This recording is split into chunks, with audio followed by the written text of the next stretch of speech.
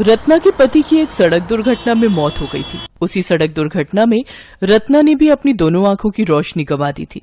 रत्ना अपने बेटे महेश के साथ रहती थी। महेश बिजली विभाग में सरकारी नौकरी करता था। एक दिन शाम को महेश ऑफिस से घर पहुंचता है तो माँ। महेश, आ गया बेटे, तू हाथ मुंह धो ले, मैं तेरे लिए खाना लगा देती हूँ। खाना बाद में खा लूंगा माँ, अभी मुझे भूख नहीं है। ऑफिस में कोई बात हुई है क्या? मैं कई दिनों से महसूस कर रही हूँ तो ना तो ढंग से खाता पीता है और ना ही ढंग से बात करता है। ऐसी कोई बात नहीं है माँ। अच्छा, तो फिर तो कोई और ही मामला है। अब जल्दी से उसका नाम बता तू मुझे, जिसने इतना परेशान कर रखा है तुझे। सुनैना माँ, उसका नाम सुनैना है और वो दिखने में बहुत ही सुंदर है। लेकिन क्या बेटा? माँ, वो अपने माँ बाप की बहुत लाडली है और सिद्धि भी है, तो पता नहीं हम लोगों के साथ एडजस्ट कर भी पाएगी या नहीं।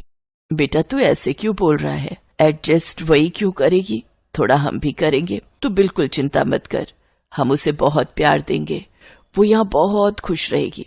तू तो बस जल्दी से उसे मेरी बहू बना कर ले आ। रत्ना को बिल्कुल भी अंदाजा नहीं था कि वो कितनी बड़ी भूल करने जा रही थी।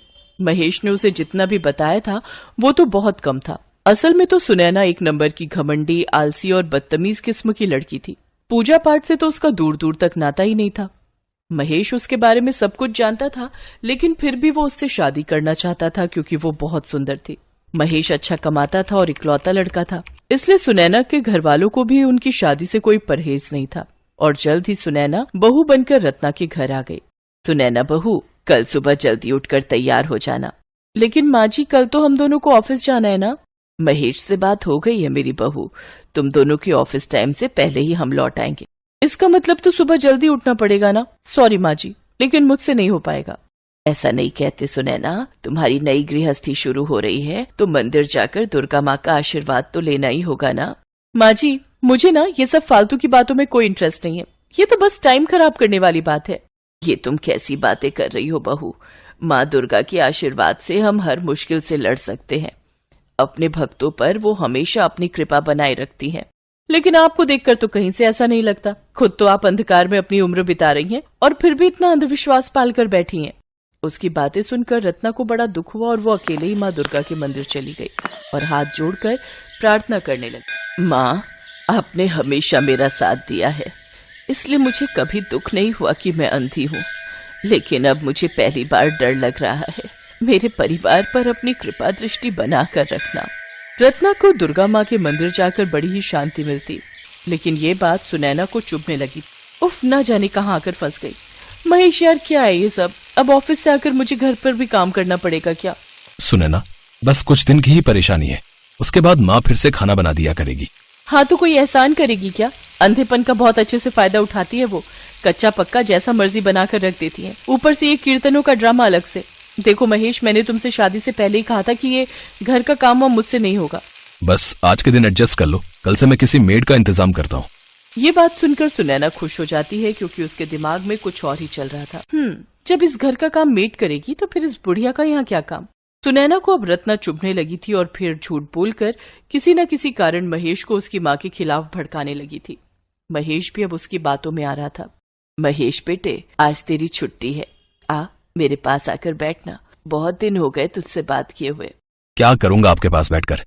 मेरी पत्नी की बुराई ही करोगी। देखो माँ, सुनैना के बारे में मैंने पहले ही बताया था तुम्हें, लेकिन मैं देख रहा हूं कि तुम सब जानते हुए भी उस बेचारी को परेशान करने का कोई मौका नहीं छोड़ती। लेकिन मैंने ऐसा क्या किया, मुझे बता तो सही। महेश बिना कुछ कहे ही वहां से चला गया। अब उस घर में रत्ना से बात करने वाला कोई भी नहीं था। वो बिल्कुल अकेली ही रह गई थी। सुनैना बहू, महेश बेटा कब तक आएगा? वो आज लेट आएंगे। वैसे क्या काम है आपको उनसे? बेटा, वो कल मंदिर में भंडारा है तो उसके लिए महेश भी कुछ दान दक्षिणा दे देता। ओह, तो अब आपके साथ साथ आपकी उस दुर्गा माँ पर भी हम अपने पैसे वेस्ट करें? गरीबों पर लुटाने के लिए मुफ्त के पैसे नहीं है हमारे पास, और वैसे भी गिनती के कुछ दिन बचे हैं आपके, वो भी अंधेरे में बीत जाएंगे। तो कोई फायदा नहीं है ये सब दुर्गा भक्ति और दान पुण्य करके, समझी? रत्ना के सब्र का बांध टूट चुका था और वो बिना किसी से कुछ कहे ही घर से हमेशा हमेशा के लिए चली गई। सुनैना का सपना पूरा हो गया। महेश ने भी अपनी माँ को ढूंढने की कोशिश नहीं की। ऐसे ही कई साल हो गए और फिर एक दिन, देख छोटी, तू चिंता मत कर, भगवान ने चाहा तो सब कुछ ठीक ठाक हो जाएगा। पता नहीं दीदी, मैंने सभी ट्रीटमेंट्स लेकर देख लिए लेकिन सब फेल हो गए। मुझे तो लगता है कि मैं कभी माँ नहीं बन पाऊंगी। वैसे अगर मेडिकल ट्रीटमेंट फेल हो जाता है तो फिर श्रद्धा और आस्था का सहारा ही काम आता है। सुना है एक अंधी माई के नाम से एक औरत काफी ट्रेंड कर रही है। सुना है उनके आशीर्वाद से हर मुराद पूरी हो जाती है। कुछ लोग तो उन्हें दुर्गा माँ का रूप भी कहते हैं। ये सब क्या बकवास है दीदी, आप तो जानती ही हो मैं इन सब बेकार की बातों पर यकीन नहीं करती। अरे एक बार उनके पास जाने में बुराई क्या है, क्या पता कोई चमत्कार ही हो जाए। अपनी बहन की बात मानकर सुनैना महेश के साथ मंदिर चली गई, लेकिन जैसे ही वो अंधी माई के सामने पहुंचे तो हक्के बक्के रह गए। अंधी माई और कोई नहीं बल्कि रत्ना ही थी, लेकिन अब वो बिल्कुल बदल चुकी थी। ये उनकी भक्ति की ही शक्ति थी कि उनके स्पर्श मात्र से ही लोगों की अधूरी इच्छाएं पूरी हो रही थी। रत्ना अब भी कुछ देख नहीं सकती थी, लेकिन अब उसे कुछ देखने की जरूरत भी नहीं थी, क्योंकि वो दुर्गा भक्ति में पूरी तरह लीन हो चुकी थी और मोक्ष प्राप्त कर इस दुनिया को छोड़कर जा चुकी थी।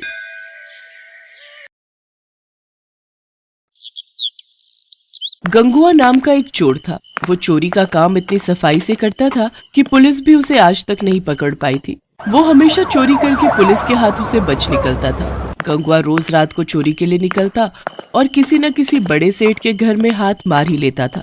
गंगुआ की पत्नी ममता उसे कई बार चोरी के लिए मना करती, पर वो अपनी पत्नी की बात नहीं मानता था। तुम्हें कितनी बार कहा है ये चोरी का काम छोड़ दो। अब तो आसपास के मोहल्ले वाली औरतें भी मुझ पर शक करने लगी हैं। वो यही कहती हैं कि तुम्हारा पति तो कोई काम ही नहीं करता, दिन भर सोया रहता है, फिर हमारे घर का गुजारा कैसे चल रहा है।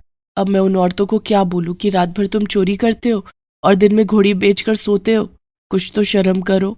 अरे क्यों सुबह सुबह मेरी नींद खराब कर रही है, सोने दे। वैसे भी कल रात चोरी करके कुछ भी हाथ नहीं लगा। मुझे तो लगता है तेरी ही नजर लग गई है। जब देखो मुझे काम के लिए टोकती रहती है। अब मुझे सोने दे, रात को मुझे फिर से चोरी पर निकलना है। गंगुआ रात को चोरी करने निकलता है, पर उस रात भी वो किसी भी घर में चोरी नहीं कर पाता। ऐसे ही कई दिन बीत जाते हैं। गंगुआ परेशान हो जाता है, क्योंकि अभी तक उसने कोई भी चोरी नहीं की थी। वो गुस्से में भरा हुआ घर लौट आता है। उसी गांव में मोतीलाल नाम का एक बहुत ही अमीर और लालची व्यापारी रहता था। मोतीलाल दिखावा करने में बहुत ही माहिर था। गांव वालों के सामने वो खूब दान पुण्य करने का दिखावा करता, ताकि सब गांव वाले उसकी खूब वाहवाही करें। मालिक, कुछ गांव वाले मिलने आए हैं। हाँ हाँ, उन्हें अंदर भेज दो और सबके लिए चाय पानी का इंतजाम करो। सब गांव वाले मोतीलाल के लिए कुछ न कुछ उपहार लेकर आए थे। अरे अरे, आप सब इतना कुछ ले आए? क्या जरूरत थी इतना कुछ लाने की? सेठ जी, आपने गांव में पानी की नई टंकी लगवाई है, इसलिए गांव वाले उपहार स्वरूप ये थोड़ा बहुत लाए हैं। और ये मेरी तरफ से फसल के नए आम बच्चों के लिए लाया था। अरे तुम सब गांव वालों के काम आना और गांव की सेवा करना ही तो मैं अपना धर्म समझता हूँ। ठीक है, मैं ये रख लेता हूँ। गांव वाले अपने अपने घर चले जाते हैं। मालिक, छोटी सी टंकी लगवाने के बदले इतना सामान फायदे का सौदा है। अरे चुप चुप, दीवारों के भी कान होते हैं। जाकर देख अब कौन आया है, जा। मालिक, शिव मंदिर के पंडित जी आए हैं। जय शिव शंकर पंडित जी।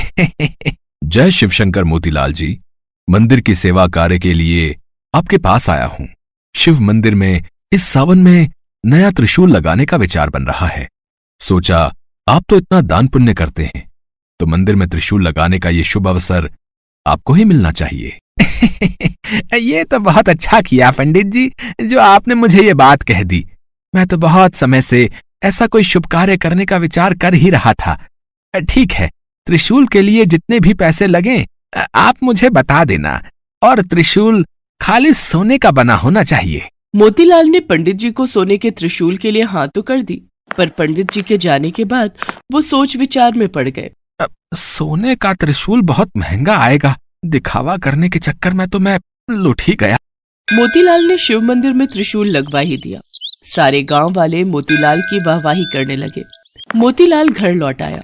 उसी रात गंगुआ मोतीलाल के घर चोरी करने घुस गया, पर वो नहीं जानता था कि मोतीलाल जगा हुआ है। मोतीलाल ने गंगुआ को चोरी करते हुए पकड़ लिया। अच्छा, तो तू मेरे घर में चोरी करने आया था? तू नहीं जानता, मेरा नाम मोतीलाल है। मोतीलाल, मेरे घर में चोरी करना असंभव है। मैं दिन के साथ साथ रात में भी जागता हूँ, समझा? लगता है मेरी किस्मत ही खराब है। इतने दिनों बाद चोरी करने का मौका मिला और वो भी पकड़ा गया। अब तो ये सेठ मुझे पुलिस के हवाले कर देगा। आज तक मैं पुलिस के हाथों पकड़ा नहीं गया, आज पहली बार मैं पुलिस के हाथों पकड़ा जाऊंगा। अरे अरे, घबरा क्यों रहा है? घबरा मत, मैं तुझे पुलिस के हवाले नहीं करूंगा, है? पर बदले में तुझे मेरा एक काम करना होगा। हाँ हाँ, आप जो भी कहोगे मैं करूंगा, पर मुझे पुलिस के हवाले मत करो। तुझे शिव मंदिर में लगे सोने के त्रिशूल की चोरी करनी होगी और वो त्रिशूल मुझे देना होगा। शंकर जी के त्रिशूल की चोरी?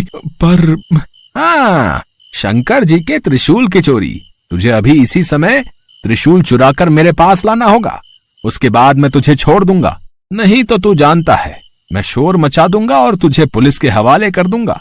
फिर पुलिस तुझे महीनों तक नहीं छोड़ेगी। हाँ ठीक है सेठ जी, मैं अभी जाकर त्रिशूल चुरा कर लाता हूँ। गंगुआ उसी रात शंकर जी के मंदिर जाता है और त्रिशूल को चुराकर सेठ मोतीलाल को दे देता है। पर गंगुआ को उस रात नींद नहीं आती। अगले दिन सुबह पूरे गांव में शोर मच जाता है कि शंकर जी के त्रिशूल की चोरी हो गई है। सुनो जी, तुम्हें पता है शंकर जी के मंदिर से सोने के त्रिशूल की चोरी हो गई है। कहीं ऐसा तो नहीं कि त्रिशूल तुमने चुराया हो? मुझे सच सच बता दो, अगर तुमने ऐसा अनर्थ किया है तो भगवान से क्षमा मांगकर त्रिशूल वापस मंदिर में लगा दो। तुम्हें पता है, कभी कभी तो मुझे ऐसा लगता है तुम्हारे पापों के कारण ही आज तक मैं मां नहीं बन सकी। शायद तुम्हारे पापों की सजा हमें संतान का सुख न मिलकर मिल रही है। ममता रोने लगती है। गंगुआ जब ममता को रोते हुए देखता है तो उसे अपने ऊपर बहुत पश्चाताप होता है और वो ममता को सच सच बता देता है। मुझे माफ कर दो, मैं चोरी करने में इतना अंधा हो गया था कि मैंने भगवान को भी नहीं छोड़ा। मैंने अपने आप को बचाने के लिए शंकर जी के त्रिशूल को चुरा लिया और उस लालची सेठ मोतीलाल को दे दिया। अब मैं क्या करूं ममता? तुम पंडित जी को और गांव वालों को सब सच बता दो। डरो नहीं, सेठ मोतीलाल तुम्हारा कुछ नहीं बिगाड़ पाएगा। मैं तुम्हारे साथ चलती हूँ। गंगुआ मंदिर पहुँचता है। वहाँ पर गांव वालों की भीड़ लगी थी। सेठ मोतीलाल भी मंदिर में ही खड़ा था। सेठ जी, आपने इतने मन से भगवान शंकर के मंदिर में त्रिशूल लगवाया और देखिए कल रात को चोरी हो गया। सचमुच मैं इन सब बातों के लिए बहुत शर्मिंदा हूँ। पता नहीं चोर मंदिर के भीतर कैसे घुस गया। कोई बात नहीं पंडित जी, भगवान की जैसी मर्जी।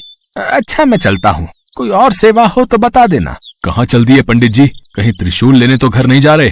क्या मतलब है तुम्हारा? क्या तुम जानते नहीं हो कि त्रिशूल की चोरी हो चुकी है? पंडित जी, चोरी का त्रिशूल सेठ मोतीलाल के घर पर ही है। अगर आप सबको यकीन ना हो तो आप इनके घर की तलाशी ले सकते हैं। ये तुम क्या कह रहे हो? सेठ मोतीलाल बहुत ही धार्मिक प्रवृत्ति के व्यक्ति हैं और त्रिशूल तो उन्होंने स्वयं ही मंदिर में लगवाया है, तो फिर त्रिशूल इनके पास कैसे हो सकता है? पंडित जी, ये सेठ मोतीलाल देखने में ही धार्मिक है पर मन से बहुत ही बुरी प्रवृत्ति के हैं। गंगुआ पंडित जी और गांव वालों को बीती रात की सारी सच्चाई बताता है, जिसे सुनकर सब लोग हैरान रह जाते हैं। सेठ मोतीलाल के घर की तलाशी लेने पर शंकर जी का त्रिशूल मिल जाता है। सेठ जी, ये त्रिशूल अब आप ही रखो। आप अब इस त्रिशूल को मंदिर में लगाने के अधिकारी नहीं है। भगवान तो श्रद्धा के भूखे होते हैं। यदि आपका मन नहीं था दान पुण्य करने का तो आप हम सभी को साफ साफ कह देते। ये दिखावा करने की कोई आवश्यकता नहीं थी। आज के बाद इस शिव मंदिर में आपके दिए पैसों का चढ़ावा नहीं चढ़ेगा। और पंडित जी, हम गांव वाले भी सेठ मोतीलाल के हाथों से कोई धर्म कर्म के कार्य में मदद नहीं लेंगे। हाँ, हर कोई सेठ मोतीलाल के खिलाफ हो जाता है। सेठ मोतीलाल अपना समूह लेकर घर चला जाता है। हे भोले शंकर, आज मैं आपके सामने ये प्रण करता हूँ कि मैं आज के बाद कभी भी चोरी नहीं करूंगा, हमेशा मेहनत की रोटी कमाऊंगा। गंगुआ, तुमने बहुत ही ईमानदारी का काम किया है। देखना, भगवान भोलेनाथ तुम्हें इसका फल अवश्य देंगे। उस दिन से गंगुआ ने चोरी करना छोड़ दिया। अब वो मेहनत मजदूरी करता था। ममता भी गंगुआ को मेहनत मजदूरी करते देख बहुत खुश थी। कुछ समय बाद ममता माँ बन जाती है और एक बहुत ही सुंदर बच्चे को जन्म देती है।